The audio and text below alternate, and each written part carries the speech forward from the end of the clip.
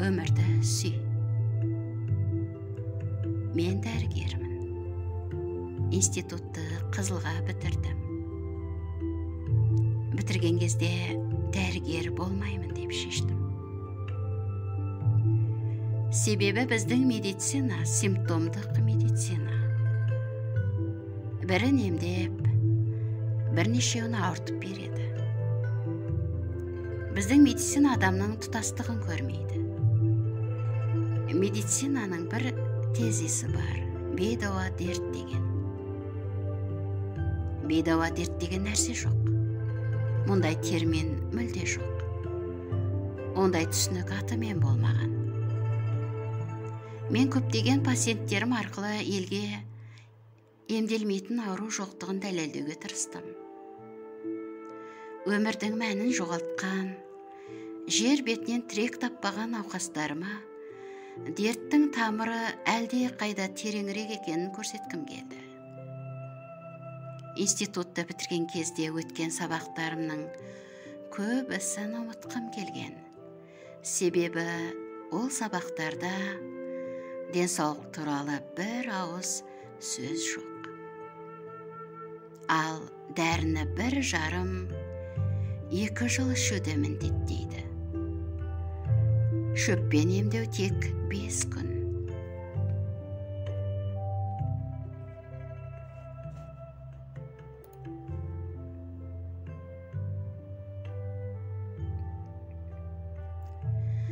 Бізді дұрыс емделуге үйретпейді. Ол біреулерге пайда бермейді. Тобырды басқару оңай. Адамдардың ғалам заңдылықтарын білгені ешкімге пайда келтірмейді. Өз-өздеріңізге өтірік айтпаңыздар. Өтінем.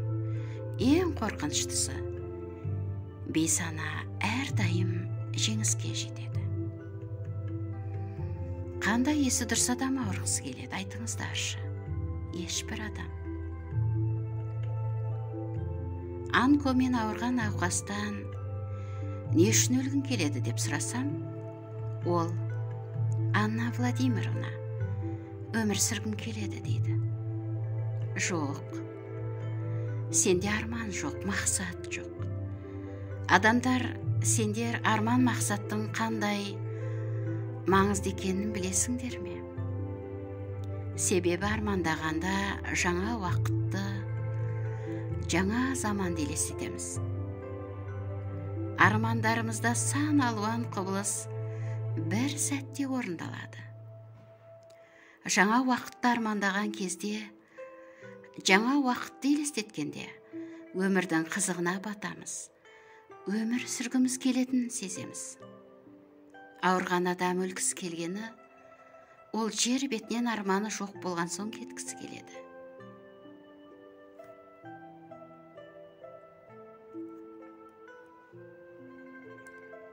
Шешесі қызын күйеуге беріп, баласын үйлендіргісі, үйін салып бітіргісі келгенде, адам бәріне қол жеткізеді. Онко өспейді. Дәрігер ретінде айтып тұрмын. Ісік жетілмей қалады. Бейсана деңгейінде онко өте аяусыз.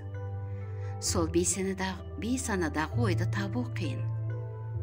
Неге мен кедейліктен шығалар емеспін? Неге банкроттық уақытша құбылыс? Ондайды қаншама рет көріп жүрсіздер, солай ма? Адамның ойынан бәрі. Кедейлік деген ыңғайлы. Сол сияқты ауру да ыңғайлылық қана. Адамның өмірде 3 қуанышы болу керек. Адам әр қашан жетілуге ұмтылады.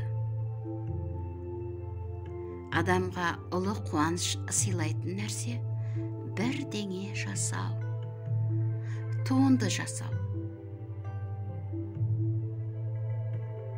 Тіпті пирог пісіру, тамақ жасау, кесте тігу, көйлек тігу.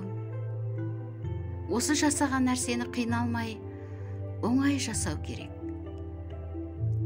Шахмат тақтасындағы пешка болғыңыз келмейді ғой. Мен король мен королевада болмас ем. Өйткені адам әрқашан еркіндікке ұмтылады. Ойының көкжиегін кеңіткісі келеді. Жақсы көңіл күйде өмір сүріңіздер. Жаман көңіл күйге ешқашан ештеңе тартылмайды.